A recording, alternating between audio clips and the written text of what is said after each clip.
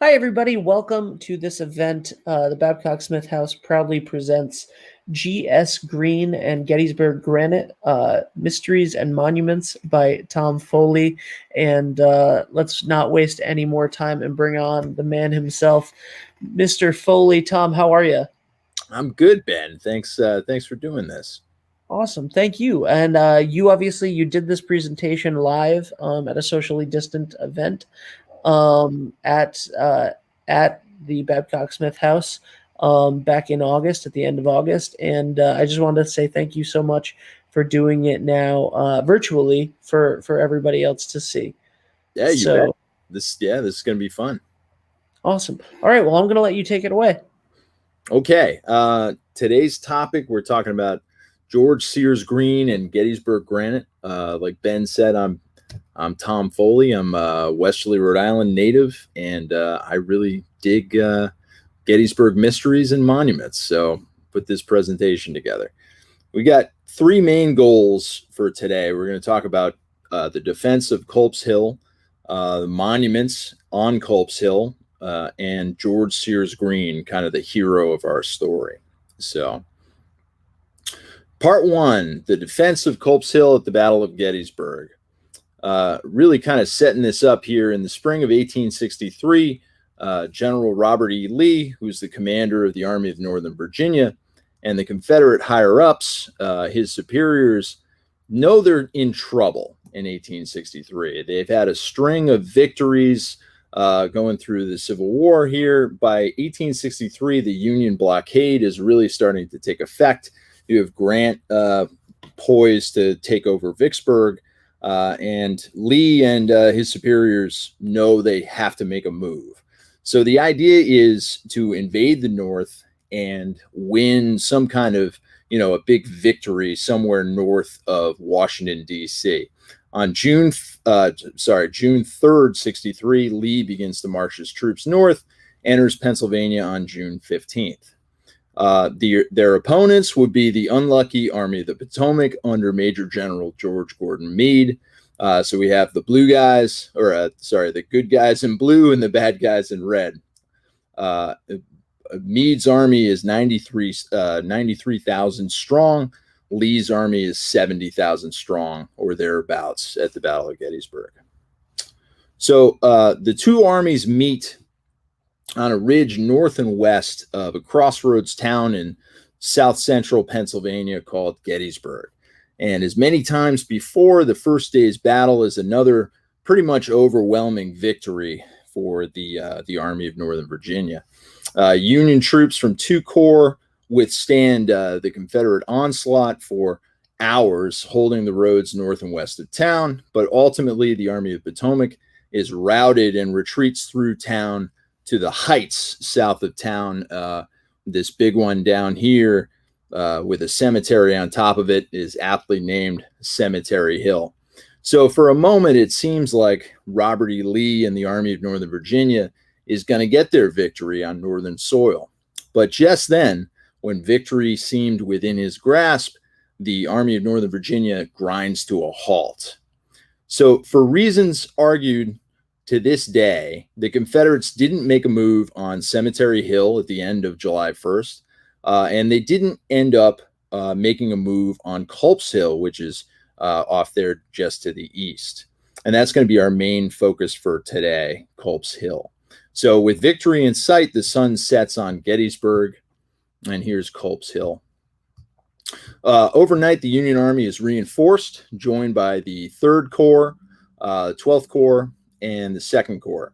12th Corps is comprised of nearly 10,000 men, divided into two divisions. Brigadier General Williams and Brigadier General John Geary are going to spend the night somewhere around Little Round Top on the bottom of our screen. Our topic for tonight, George Sears Greene led a brigade in Geary's division. A brigade is about 1,400 strong. These are all New York men in Greene's brigade. So you have a brigade at 1,400 men. Geary's division is about 4,400 men, and they're in the 12th Corps, right? So these guys around 6 a.m., the 12th Corps is moved and sent to the Union right on Culp's Hill. So they're moved over there. Brigade commander, like I said, is George Sears Greene. He's 62 years old at the Battle of Gettysburg.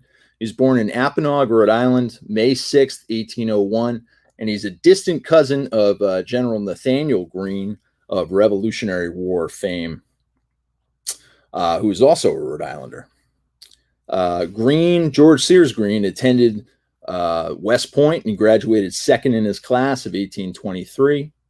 Greene was married in 1828 to his West Point roommate's sister, but by way of tragedy and disease, by 1833, his wife and their 3 children are dead. He was just 32 at the time, and his entire family had been wiped out. In 1838, though, he remarried and has another 5 children.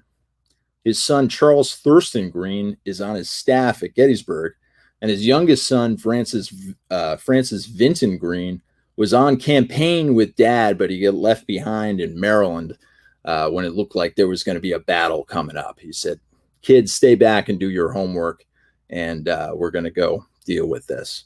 And I'm not making that up either. That's from Francis Vinton Greene's diary. He complains about doing his homework. George Sears Greene spent most of his life as a civil engineer. He constructed railroads and viaducts. In 1861, though, at the start of the war, he's commissioned colonel of the 60th New York Infantry. At that time, he's 60 years old. And that pretty much quickly earned him the moniker Old Man Greene or Pap Greene. You know, everybody's making fun of the old man. But he shows a lot of valor in battle, and he's quickly promoted for his actions at Antietam and eventually given command of his old regiment's brigade. This brigade is comprised of the 60th, 78th, 102nd, 137th, and the 149th New York, all New Yorkers. In July 1863, Greene had just celebrated his 62nd birthday, and he's the oldest Union general at Gettysburg. Greene's brigade arrives on Culp's Hill on the night of the 1st and ties in with the 1st Corps troops at the summit of the hill. So if you can see at the top, it says Culp's Hill, and Greene's right next to him. 78th New York is tying in their left flank with the 1st Corps' right. So the rest of the Corps stretches down the hill, down the south slope, all the way down to McAllister's Mill Pond there at the bottom of our screen. Here's Greene's brigade lined up. So when Greene arrives on Culp's Hill, and there's some debate about this. The Culp's Hill itself was fortified with earthworks. A couple of people take credit for first fortifying it. Nowadays, we mostly say it was probably the 1st Corps troops. So Greene arrives on Culp's Hill and sees that the 1st Corps has started to dig in. This picture was taken a couple of days after the battle. This is the east. Picture is facing east from Stevens Knoll on Cemetery Hill. This is another view. This is facing north. This is the Iron Brigade trenches a couple of days after the battle. So at this point, seeing these earthworks, Greene has a conversation with his division commander, Geary. So he says, you know, we should probably dig in, right, and turn this into a real defensive position. Geary doesn't like this idea because he thinks that having men fight from fortifications will make them unfit to fight without them. So, in other words, turn them into cowards, right? Greene is insistent and ultimately receives permission to fortify his line, much to Geary's dismay. This is a great shot of the breastworks that Greene's men were able to create on Culp's Hill. Now, whether or not the 1st Corps is the first to dig in on the hill there's really no argument that Greene's line was the most formidable set of earthworks on the hill or anywhere else at Gettysburg, for that matter. Remember, Greene is a West Point trained engineer, and he goes at this with the engineer's eye, right? We're grabbing rocks and earth and cordwood and felled trees and basically anything they can get their hands on to build these walls up. You can even see there's a headlog on top, which would allow soldiers to fire underneath it and protect their heads while they're doing it.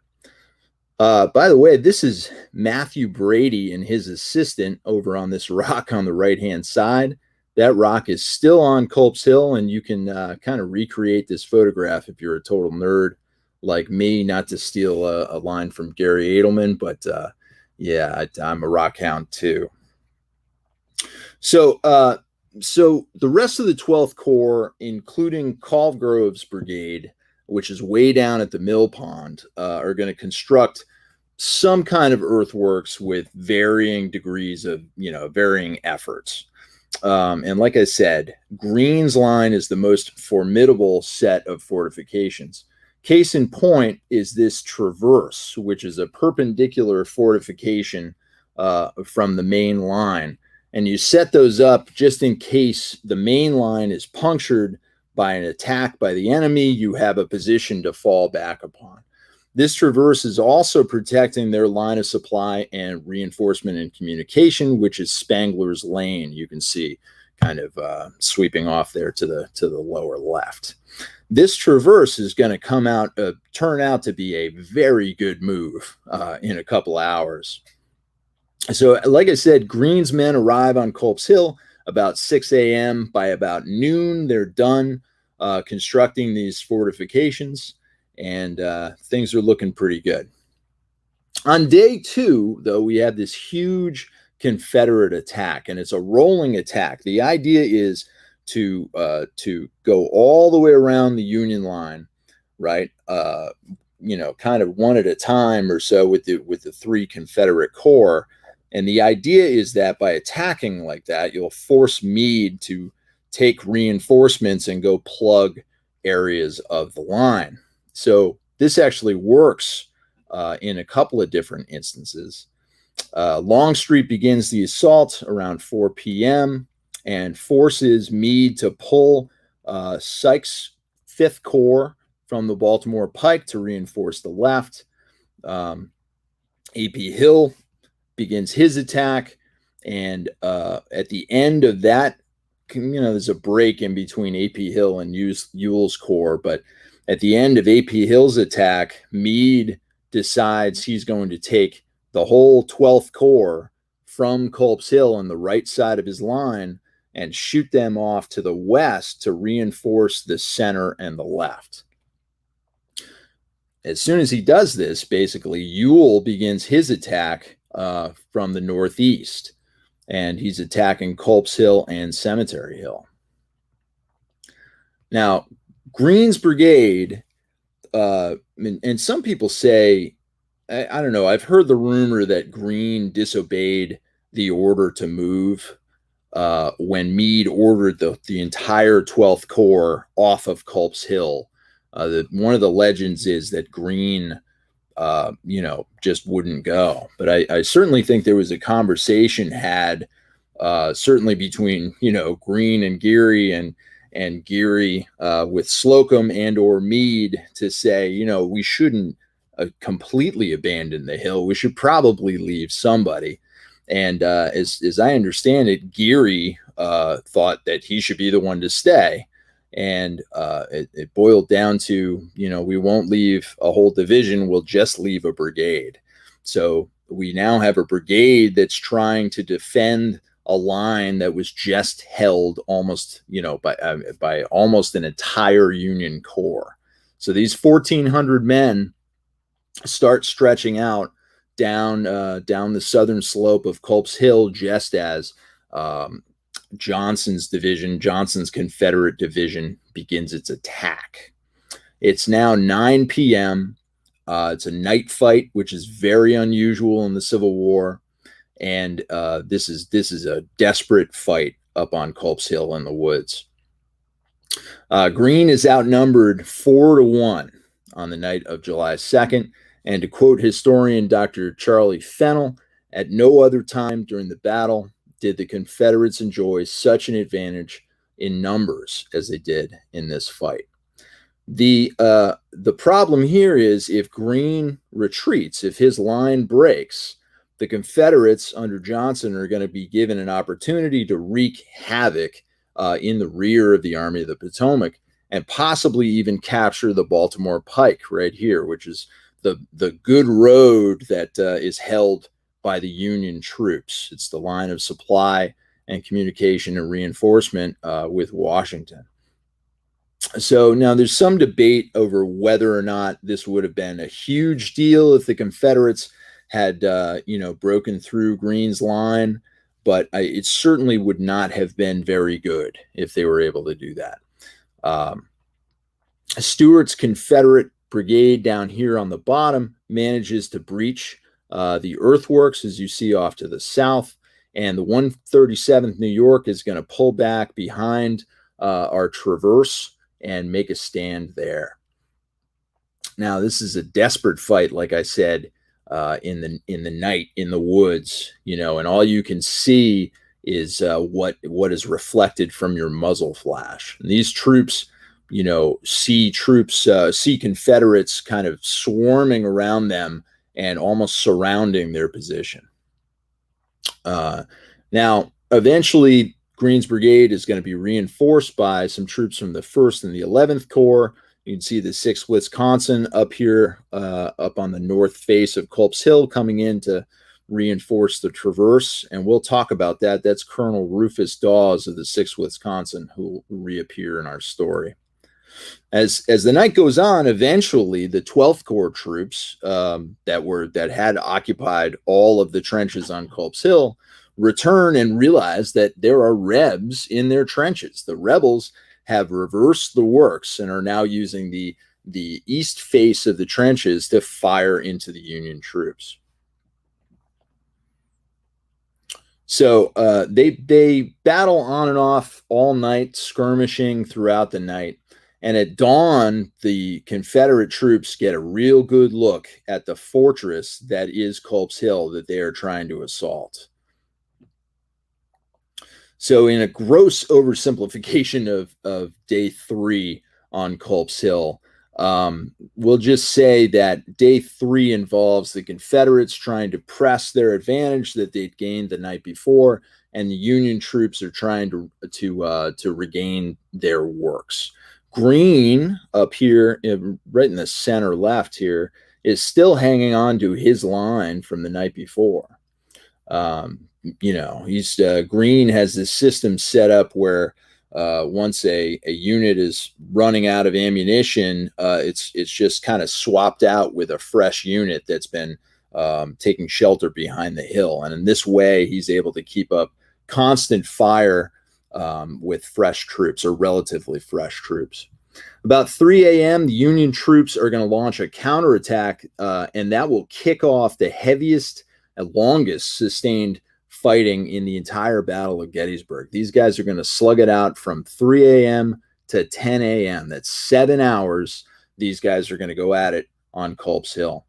Just to give you an idea of how intense this fight actually was, the 149th New York had its flagstaff shot in half twice. This is the bronze relief from the 149th's monument on Culp's Hill showing Color Sergeant William Lilly lashing their flagstaff back together. The flag was shot, they counted, I think it was 80 bullet holes in that flag. And I believe the flagstaff itself can be seen at the Onondaga Historical Society in Onondaga, New York. But this bronze panel is really cool because you can see all the you can see the breastworks and how wooded it was up there. And also, as we go on during the day, we have a little bit of serendipity at the Battle of Gettysburg. You can see center left, there's Shaler's brigade making its way north to reinforce Greene's line. Now, in Shaler's brigade is a regiment the 122nd New York, which is also called the 3rd Onondaga Regiment. So they were raised in Onondaga County, New York, as was the 149th New York of Greene's Brigade, which is also called the 4th Onondaga Regiment.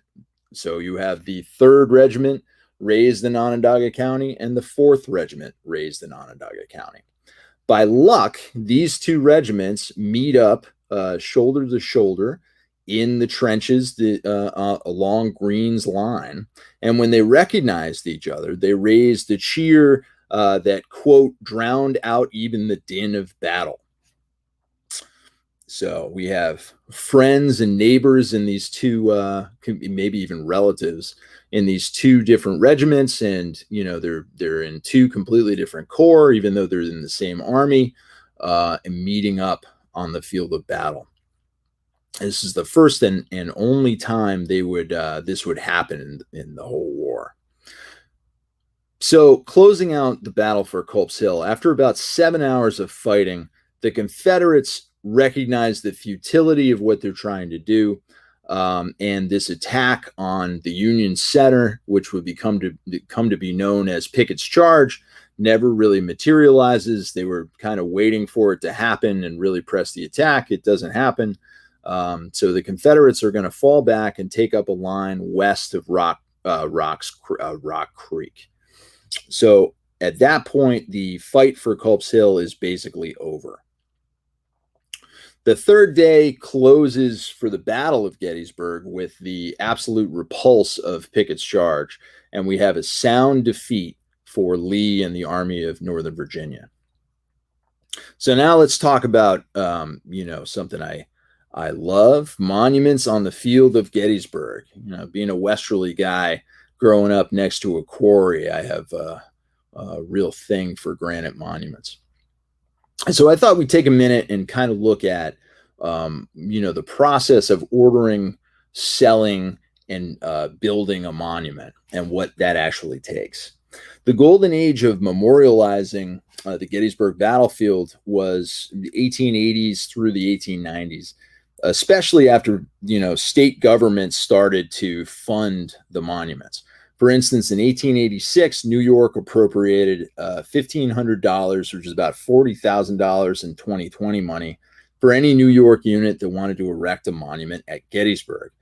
And it also established a commission to oversee the funding called the New York Monuments Commission. So let's take a look at what this process is like. So first you have the Veterans Organization. So these are the members of a particular unit, like say the 149th New York Regiment, Infantry Regiment, right? And they're going to meet up with some representative called an agent from the monument fabricator. And they come up with a design for a monument. So at that point, the plan is submitted to the state's Monument Commission. So in the 149th's case, it would be the New York Monument Commission for their approval. And an appropriate spot for the monument is determined, and the land is surveyed and purchased. This is from the New York State Archives in Albany, New York. And this is a great example of, laying out where exactly the monuments are going to be. And we'd see in red on the top, that's the 78th, 102nd New York. Those are two regiments that combined their resources. Actually, they were consolidated at the end of the war. And even though they could have set up two individual monuments at Gettysburg, they decided to combine the funds and set up a monument dedicated to both units, 78th and 102nd. On the bottom, way on the bottom, you could see the 137th New York. And we're just laying out, where exactly these monuments are going to be. So at that point, the Monuments Commission, like New York Monuments Commission, after approving the design and the placement, submits the order to the monument fabricator. In our case, that would be the Smith Granite Company of Westerly, Rhode Island. And the Smith Granite Company would turn around and copy that design into their order book. So here we have the 140th New York Volunteers Monument. That's the O'Rourke Monument at Gettysburg. Anybody ever shine his nose on Little Round Top? This is the monument. So this is, ordered in December of 87 and dedicated at the 25th anniversary of the battle, July 1888. So if you have a statue on your monument, though, what happens is the statue starts with a sculptor who, creates a clay model. And from that clay model, a plaster model, which is a little hardier, is created. And that plaster model is then turned over to a statue cutter who actually chisels the monument out of a block of granite. All right. The bases, the tiers, flank markers, and all that are left to other Smith Granite Company craftsmen. So at that point, once it's finished up here in Westerly, Rhode Island, it's shipped to Gettysburg by rail. The foundations are laid. The ones that I've really come across, they're put in by Gettysburg companies. A monument is then erected by a setter and a crew. Those are the guys that actually put the thing up. The monument is then dedicated and turned over to the Gettysburg Memorial Association for stewardship, later the Gettysburg National Military Park. But it all starts with the agent, with the salesman. So I thought we would talk about one of the Smith Granite Company's most prolific salesmen. His name is William Bud Van Amringe, and we'll talk about some facts and some fiction. So most of these monuments we're about to see were ordered by Civil War veterans organizations from the Smith Granite Company through this guy, Agent William Bud Van Amringe, like I said. So this guy was so prolific, sold so many monuments, that one article claims he had a hand in 168 monuments at Gettysburg through Smith or otherwise. Van Amringe is born in Providence, Rhode Island in 1850, and he'd spend most of his life as a salesman. In 1883, he moved from Providence to Boston and began working for the Smith Granite office there on 3 Bromfield Street, which is pretty close to the Boston Common. William's uncle John was pretty famous.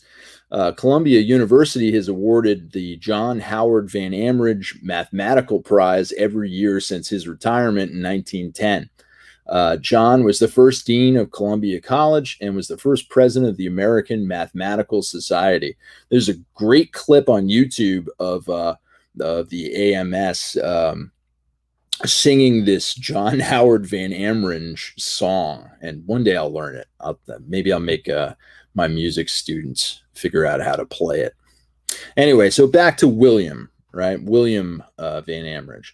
At some point, William purchased the Smith Granite Company office in Boston and started his own business, the Van Amringe Granite Works, which incorporated in 1899.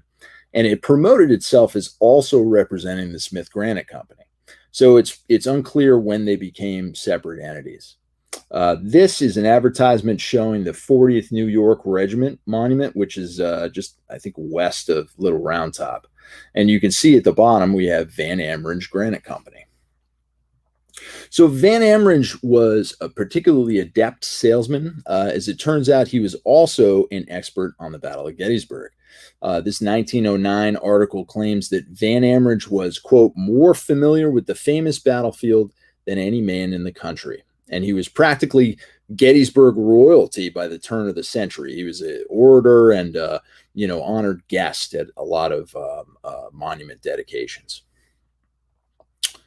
So although he's a great salesman and obviously very knowledgeable, there's a lot of general confusion in these old 1880s, 1890s newspapers, and they give him these crazy overstated accolades. Things like made most of the monuments on the Gettysburg battlefield, or designed all of the monuments, or, case in point, built the first monument on the battlefield. And like I said, he's listed on about 80% of the 80 or so monuments Smith made for the Gettysburg battlefield. But I hope you go along with me on a ride, and we'll try and set the record straight here. So Van Amringe sold the monument dedicated to the 1st Massachusetts Infantry Regiment. Now, that's the regiment with the numerical designation 1, as in the number, not the word first. He did not design and sell, as some articles claim, the first monument at Gettysburg, which is a distinction that belongs to the 1st Minnesota Infantry, nor did he design and sell the first monument dedicated to a Massachusetts unit. That distinction belongs to the 2nd Massachusetts Infantry Regiment, which also happens to be the first regimental marker on the battlefield. Nor did Van Ambridge design and sell the 2nd monument to the 1st Massachusetts Infantry. He did sell the Smith Granite Company's first monument made for a Massachusetts unit, which is the 1st Mass Battery, but the 1st Mass Infantry monument was the 10th monument that Smith sold to a Massachusetts unit. Either way, Van Ambridge was a pivotal character in the story of Smith Granite at Gettysburg, whether or not, some of these accolades were completely accurate. So let's take a look at some monuments. I've been blathering on for a while. Let's do this. 28th Pennsylvania. These guys are in Candy's Brigade, Geary's division of the 12th Corps. This is dedicated October of 1885. Now, this unit has this distinguished gentleman who was a lieutenant at Gettysburg. His name is Colonel John Page Nicholson, who went on to become the chairman of the Gettysburg National Military Park Commission in 1893, which is a position he held for 29 years until his death in 1922. So the 28th, this is their original monument as it looked in 1885. The ceremony was not actually held at the monument, as it turns out, because the weather was pretty gnarly. This is their order book page for the 28th Pennsylvania and Knapps Battery, which we'll talk about. This thing up on top here, if you look on the right, this is a forage cap that's placed on the top of the monument. This is a great shot of the 28th Pennsylvania monument on our left. And to our right, we can see what remains of Greene's trenches as it was in 1885 when the monument was dedicated. This is such a cool shot because it really shows us what that field looked like before they put Slocum Ave in. It looks like they actually had to move the monument back somewhat when they put the road in. And actually, this is the CCC putting Slocum Ave in the 1930s. And we can see off to the left here the 28th Pennsylvania monument, but it looks a little bit different. Well, this is the modern view. The star and the bronze panel were added in 1889. And the regiment liked this design so much that they decided they were going to get another one and place it on the Chattanooga battlefield. Now, the question is, who was the sales agent for all of this granite? And I'll bet you can already guess, William Van Ambridge. Our next unit is Knapps Battery, which is Battery E, Independent Pennsylvania Artillery. This is in the 12th Corps Artillery Brigade. Their monument is dedicated, along with the 28th Pennsylvania, October of 1885.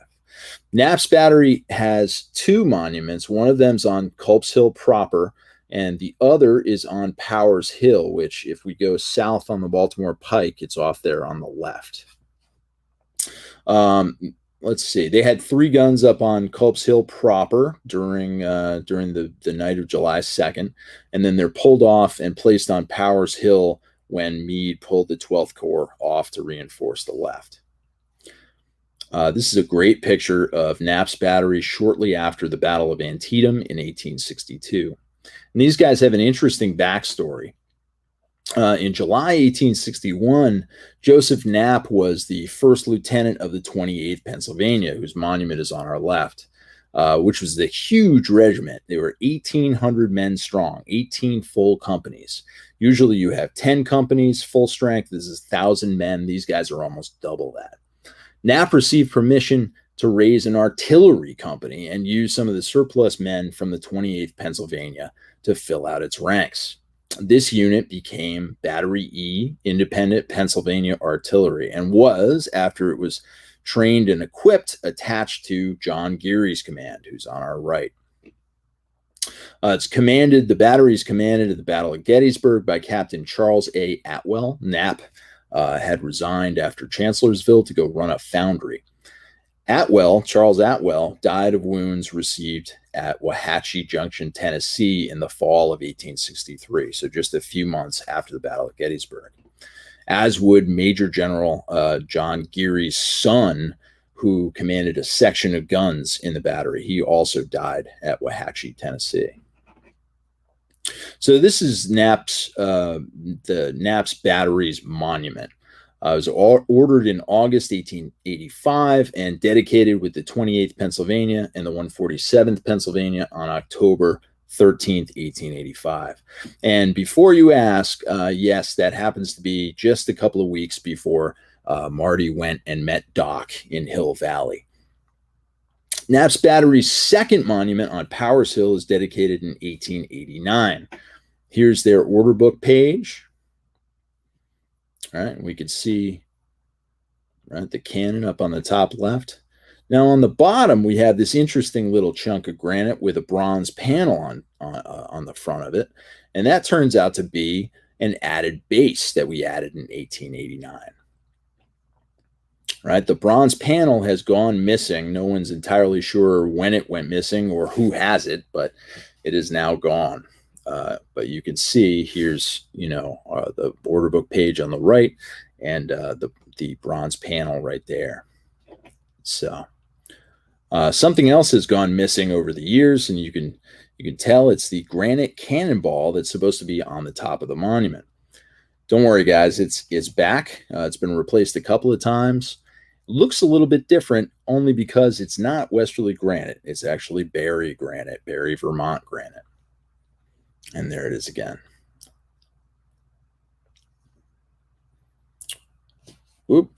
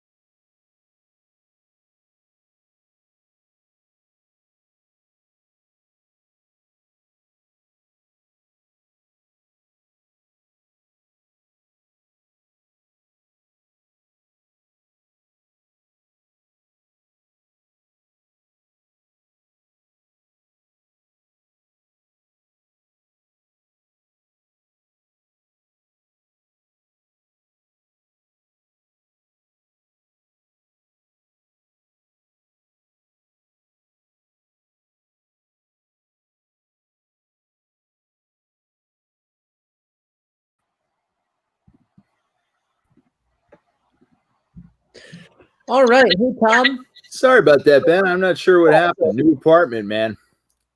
That's all right. Little hiccups happen all the time. So we will, restart the presentation at where we left off in just a moment. Yeah. Yep. So we will do that in just a second. Tom, you shared your full screen again. You want to share the application window? No problem. So Dude, I love this presentation. I really do. I like the Wi-Fi cut out for a second because this was going so well. Let's see if that'll do it, Ben. Let's see. It is. We got it? Well, no, I'm in remotes. Ben. Remote enabled.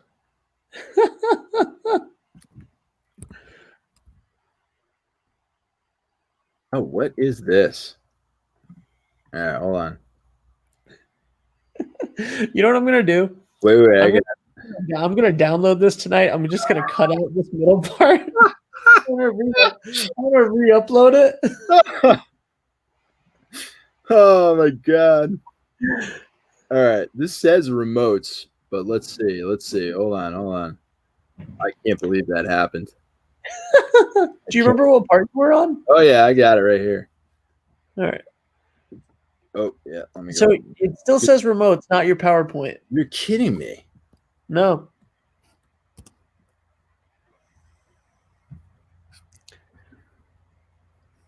Let's see. Oh, goodness. It's all right. It's going so well. Going so well.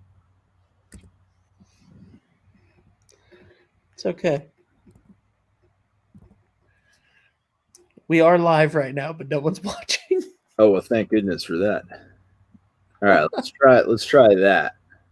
Yes, there we go. And now just go into how's that?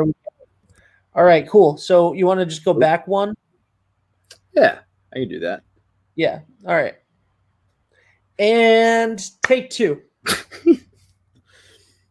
You might notice the cannonball on top is a slightly different hue, and there's a good reason for that. The replacement cannonball is made of Barry granite, not Westerly, Rhode Island granite.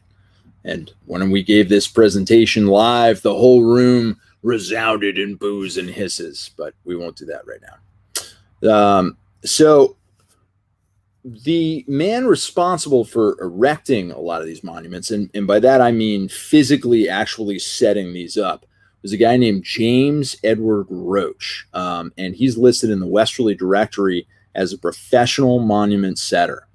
Roach is born in Calureton, New York in 1851, dies in Westerly in 1917, lived most of that time on George Street in Westerly, which is right up the street.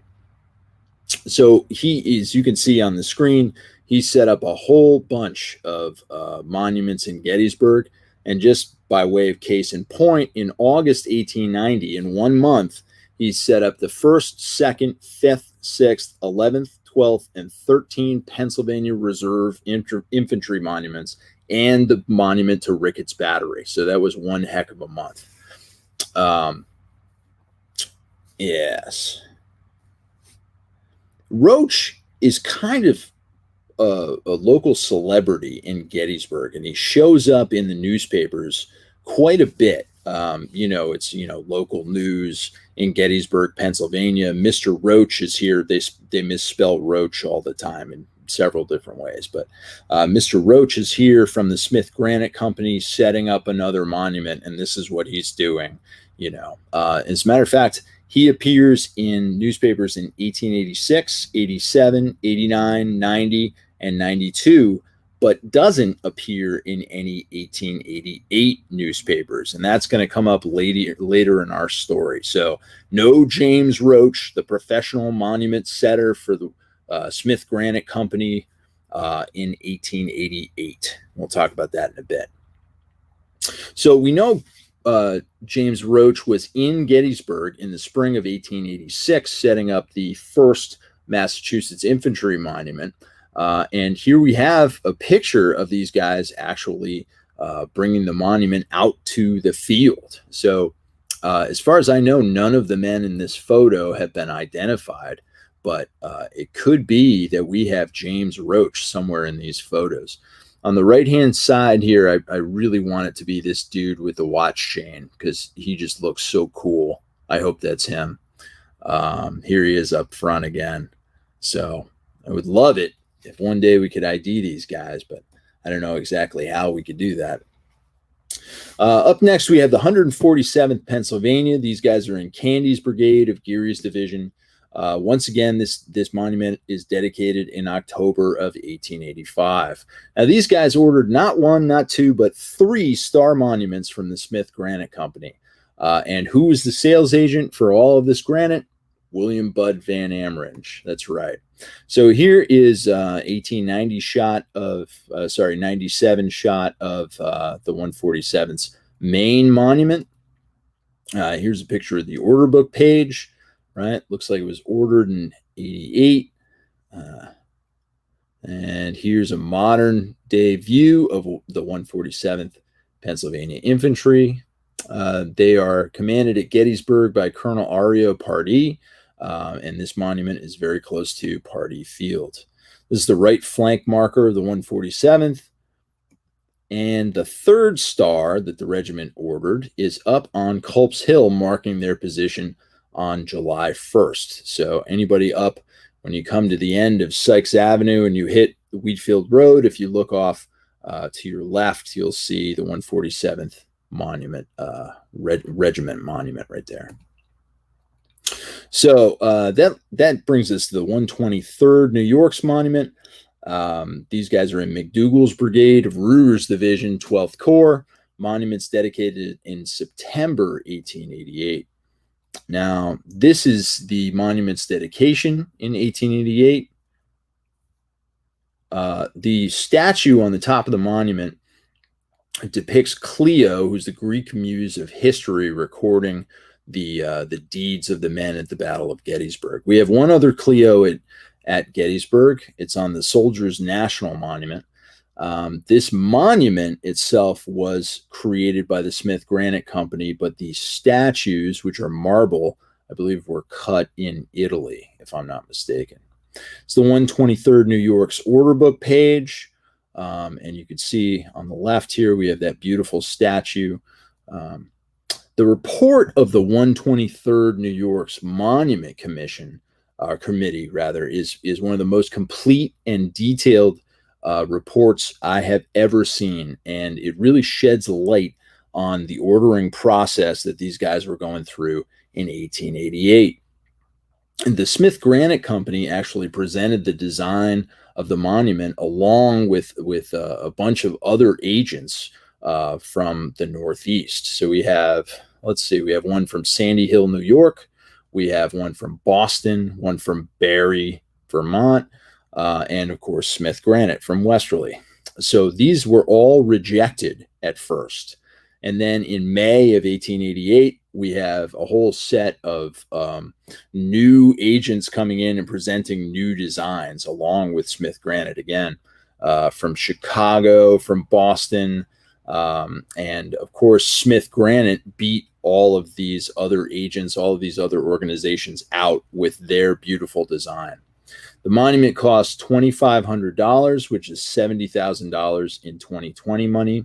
And the chairman of the 123rd's Monument Committee visited Westerly twice while the monument was being fabricated to kind of inspect the work that was going on. He came up once to look at the clay model, which is sculpted by J.G. Hamilton, and came up again to inspect the plaster model, which is kind of the final design. The 123rd New York also had a huge, or was involved with this big bureaucratic battle with the Gettysburg Battlefield Memorial Association and the New York Monuments Commission and one of their other veteran organizations from the 20th Connecticut, which is the same brigade as the 123rd New York.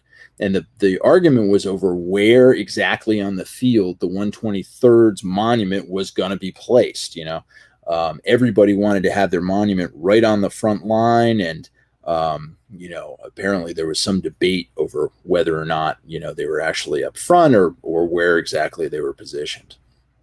I would love to look into that further. So in any event, we have Clio the Muse on the left-hand side. And this is really interesting because this view of the 1895 Labor Day parade in Westerly, Rhode Island features the Smith granite float here up at the top of Granite Street Hill. And on the front of the float looks to be the plaster model used for the 123rd New York. So that's really cool. Here's another view of the parade making its way through downtown Westerly in 1895. It's a great photo. And, we couldn't zoom in too far. This is just the photo, not the negative, but that sure looks like that's our Clio there, inscribing the deeds of the men at Gettysburg. So for this beautiful statue, the guy that actually cut it out of stone was a man named Joseph Bedford. He's a statue cutter for the Smith Granite Company. He's born in Ireland in Black 1847, Black 47, dies in Westerly in 1900. It sounds like he arrived in the United States in 1855, but he's in Westerly by 1860. He served in the United States Navy for a one-year enlistment, 1863 to 64. He was 16 years old, and he served aboard a captured British steamer, which was a blockade runner named Victory. And when it was captured, it was renamed the Queen, which is no doubt a shot at Queen Victoria. It was then converted into a Union Navy supply ship, which operated out of New Orleans.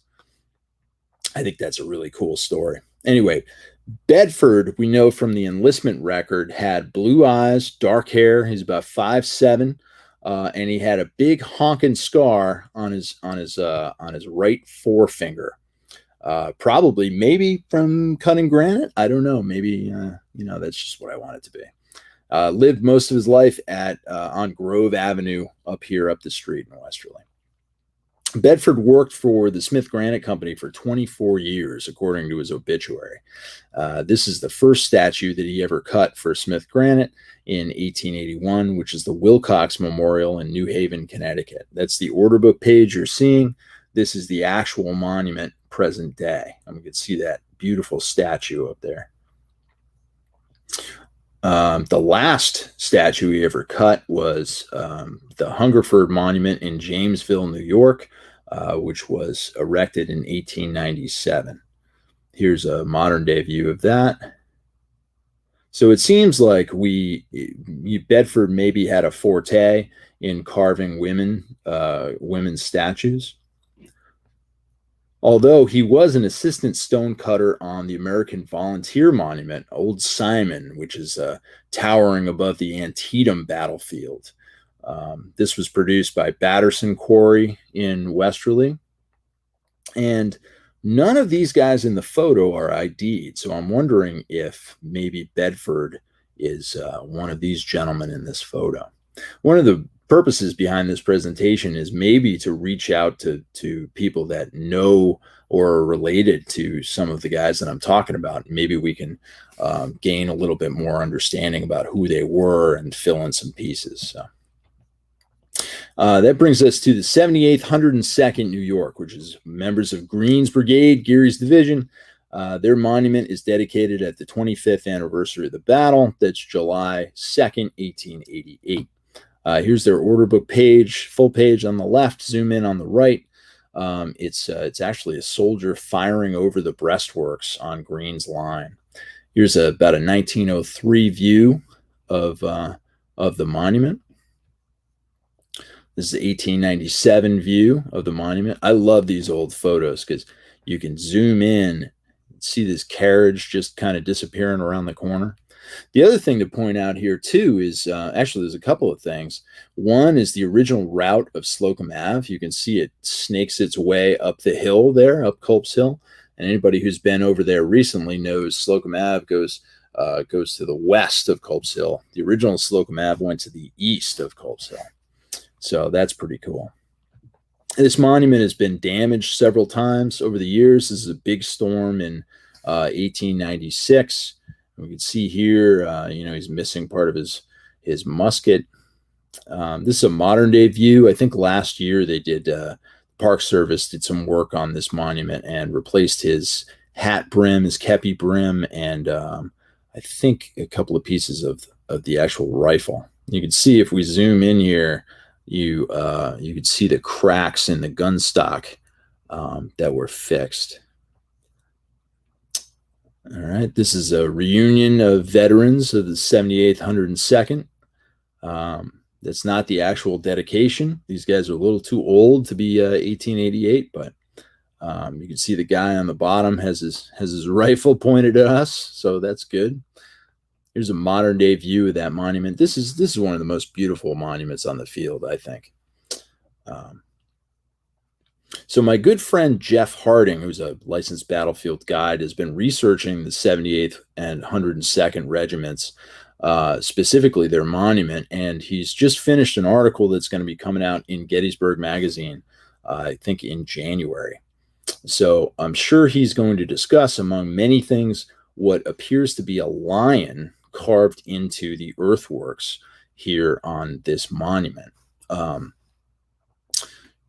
Jeff is also researching a couple of other things at Gettysburg, specifically the romance between First Corps Commander John Reynolds and his fiancee Kate Hewitt. He's also he's doing an article right now about exactly what the weather was at the Battle of Gettysburg, which is really interesting. So great stuff coming up from Jeff. So here's another shot of that lion. So the question is, if someone carved a lion into this statue, whose idea was it? And was it intentional, number one? And if it was intentional, whose idea was it to put it into the statue? So we know that the sculptor, the guy that actually created this monument out of clay, right, was this guy, Robert D. Barr. Barr is born in Scotland in 1857, dies in Westerly in 1900. He grew up in New York City, and he arrives in Westerly about 1885. His dad, Andrew, is a stonemason, so it seems like granite is in the blood for Robert. Frank, his brother, was also a stone cutter. Both of them stayed in New York City, as far as I know. Robert Barr lived at 79 Elm Street in Westerly, which is the intersection of Elm and Beach for you Westerlians watching at home. And Robert Barr is kind of the subject of a little romance at the Smith Granite Company. He actually married Bertha Richmond at the Lorenzo Richmond residence, which is actually in Pawcatuck, Connecticut. Lorenzo Richmond was a stonecutter at the Smith Granite Company. So I think we can, kind of deduce how that relationship started. So that brings us to one of my favorite monuments that is no longer on Culp's Hill, or should I say the only monument I know of that's no longer on Culp's Hill. It's the 149th New York, which, if you remember from earlier, is also called the 4th Onondaga Regiment. These guys are in Greene's Brigade, and the monument itself was erected in June of 1888. And once it was erected at the 25th anniversary of the battle, 1888, it was completely rejected and almost immediately rejected and subsequently torn down and replaced in 1892.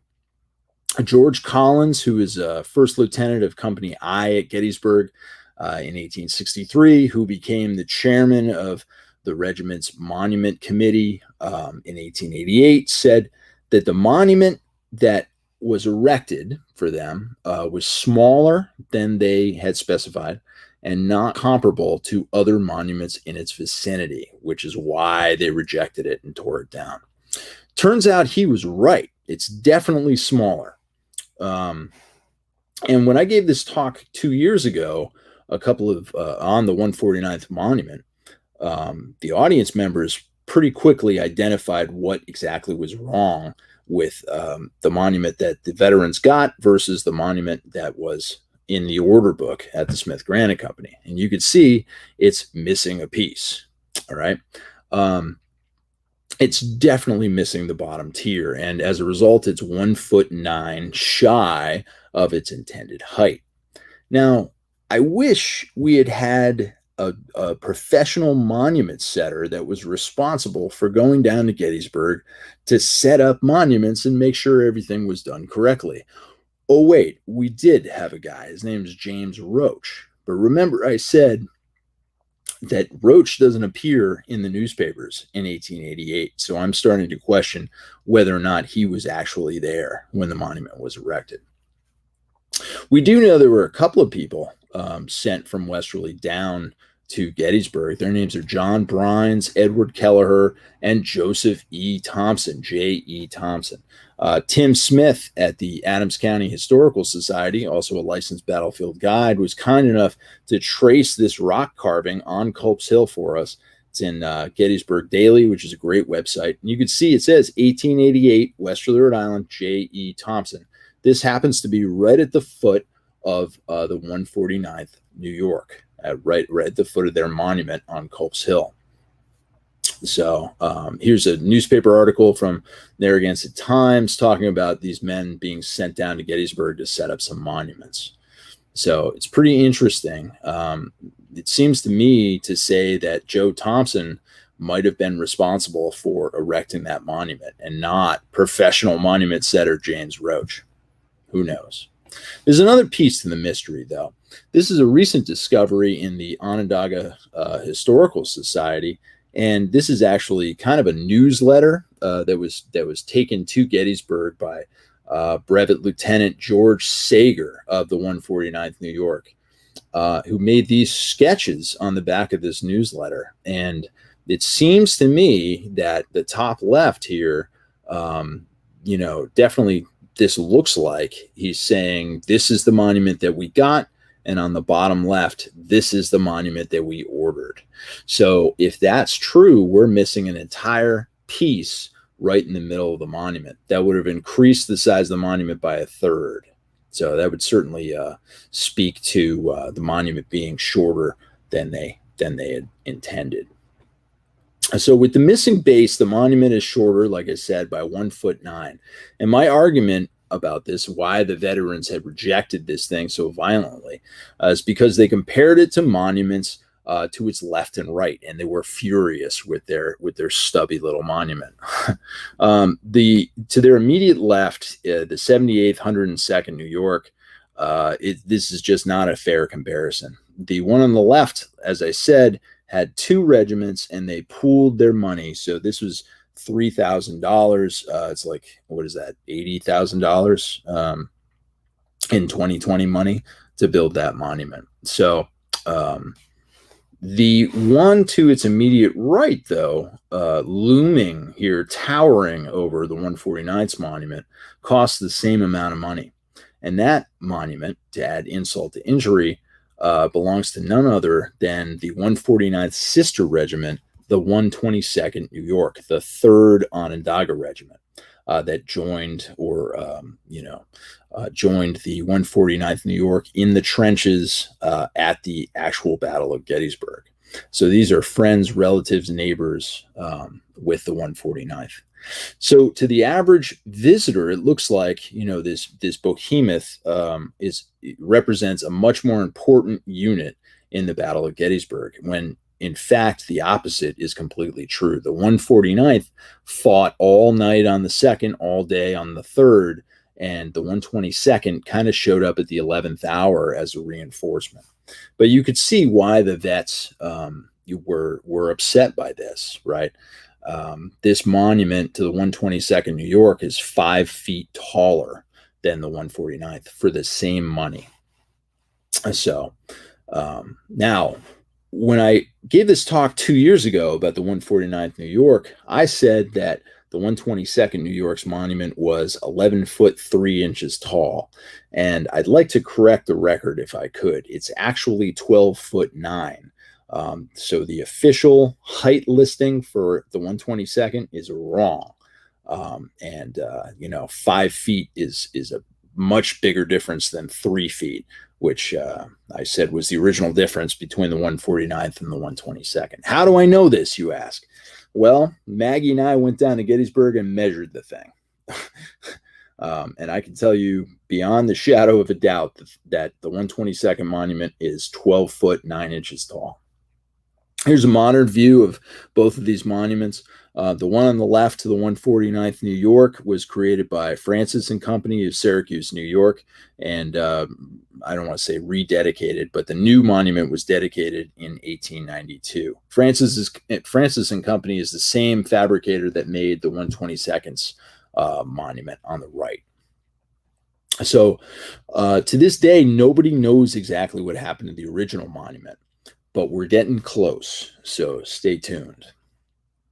2 years ago when I gave this talk, somebody asked me if any other monuments had mistakes or had to be corrected. And the answer to that question is yes. There was one other monument that had a defect and needed to be, the whole thing wasn't replaced, but a piece of it was replaced. And interestingly, both of these monuments are on the same order book page, the 149th and the 140th New York. So interesting. Both of which were sold by William Van Amridge, of course.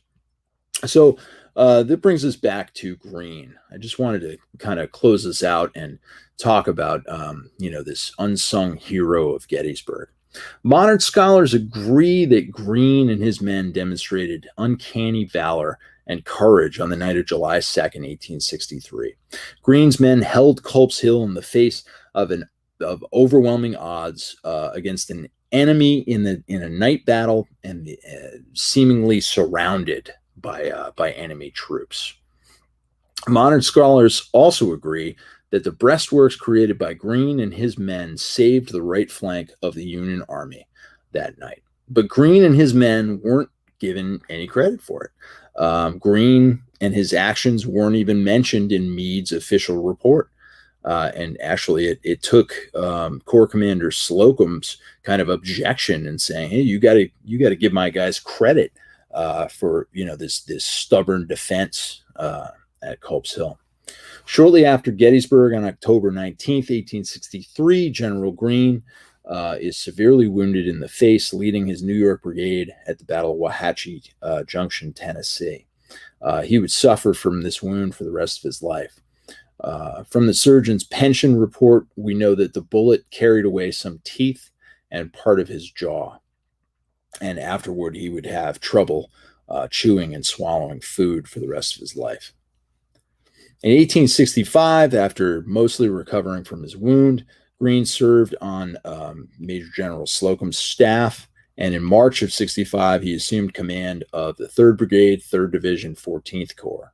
And he'd have command of this brigade throughout the end of the war and marched with them in the Grand Review in Washington, D.C. Throughout the war, Greene proved himself to be a frontline general. He had 2 horses shot out from him, and he was wounded twice in battle, once at Wauhatchie Junction and once at Culp's Hill in Gettysburg. He had a chest contusion from a spent ball.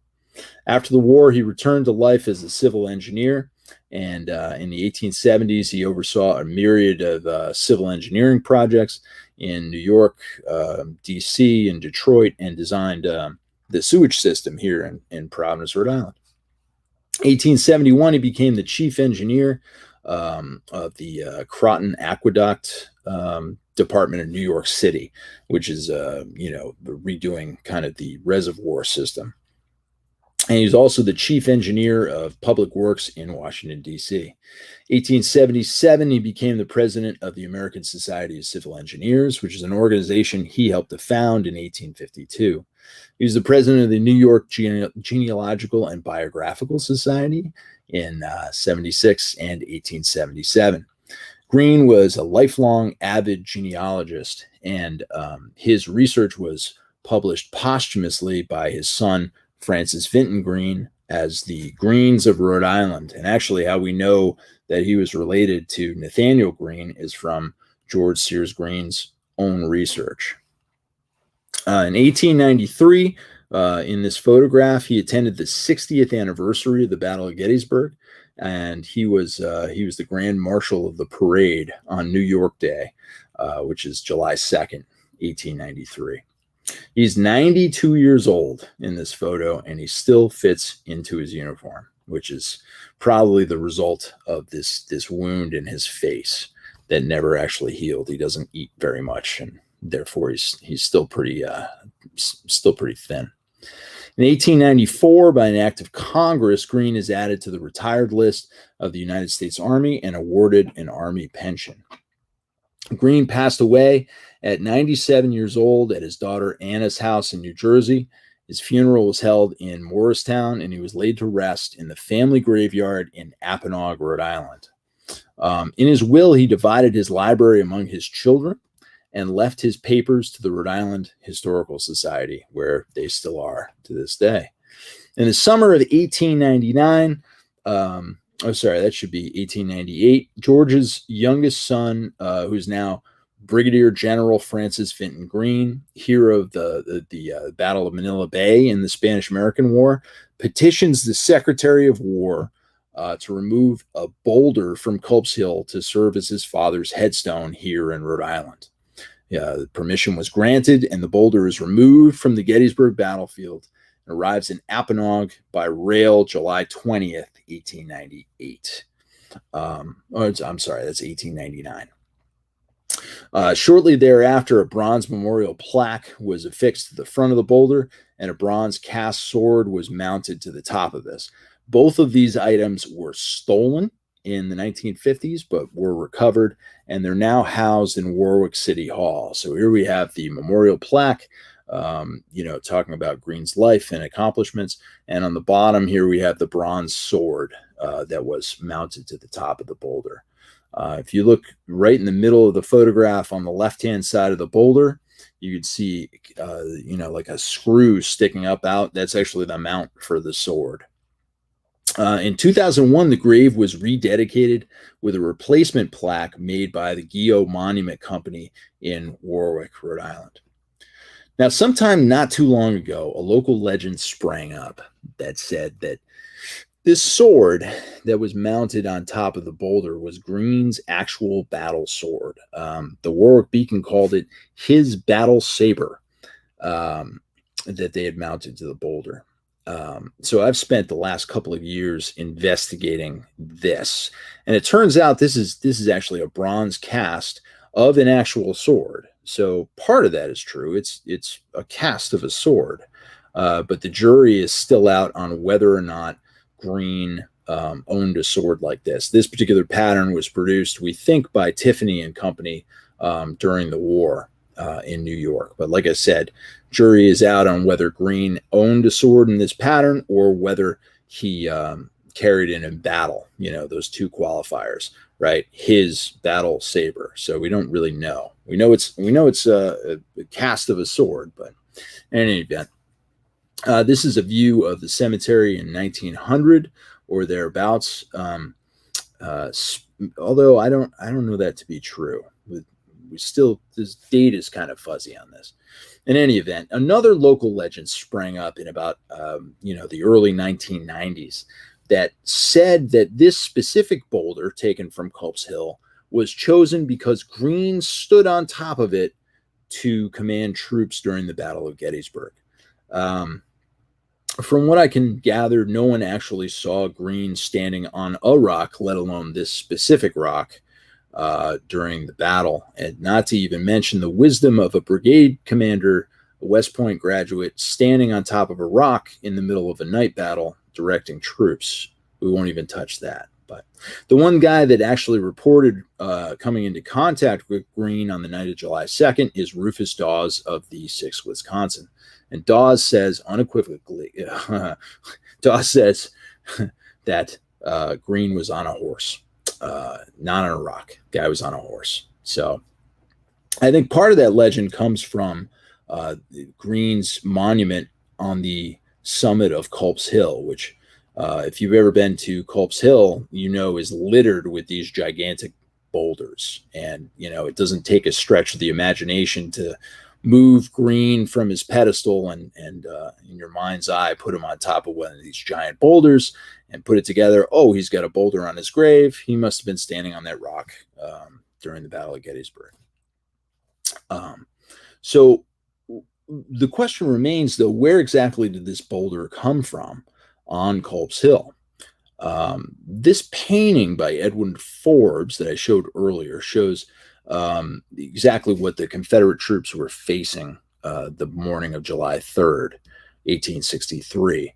So this rock right low center has become known as Forbes Rock. And it's a well-known landmark at Gettysburg. It was used by Confederate sharpshooters for cover during the battle. And this is a view of that same rock, which is taken by Matthew Brady a couple of days after the battle. The theory is that this rock lower right, not the one right in the middle with Brady seated in front of it, but if you look down off to the right here, that rock is no longer there. It's no longer in Gettysburg. So the theory is that that might be the rock that was taken to Apponaug and placed on Greene's grave. In any event, the city of Warwick has just put about $250,000 into restoring and renovating the Greene Cemetery in Apponaug, which was for years a haven of villains and ne'er-do-wells and vagrants, littered with beer bottles and trash the first time I was up there a couple of years ago. But now it's beautiful. We have these paved walkways and beautiful granite stairs, and you know, it's gorgeous up there. So thank you very much to the city of Warwick for all your hard work. I wanted to take some pictures of the cemetery for you, but unfortunately I didn't have time to make it up there. So here's a shot of the excavators working on the stairs from the parking lot. But for those of you that have been there, yay, we have a parking lot now. And we don't have to park at the Fraternal Order of Police, which is awkward. So in any event, I hear it's beautiful up there. I can't wait to get back. Now, in closing, I just would like to maybe ask a favor. If anyone out there knows anything about Robert D. Barr, Joseph Bedford, James Roach, William Van Amringe, or sure, George Sears Greene, can you reach out and have a conversation about it? Because we are really trying to put together their stories and learn more about what they did in terms of, well, just in general, what they did. But specifically as it pertains to Westerly granite and monuments at Gettysburg. So thank you so much for spending a little bit of time with me and hear me blather on about esoteric granite in faraway Pennsylvania. But this is a subject that I really enjoy, and I was so excited to be able to share it with you. So thanks. Thank you so much, Tom. And obviously now we would take questions if anybody was watching, but we did this by ourselves. So I just want to say thank you. And thank you to the Babcock Smith House. Tom, is there anything you'd want to say before we end? No, I think I'm good, Ben. I thought this was great, except for the little technological hiccup there, but yeah, no, we'll iron that out. No problem. All right. Well, thank you guys all for watching, and please check out babcocksmithhouse.org for upcoming events.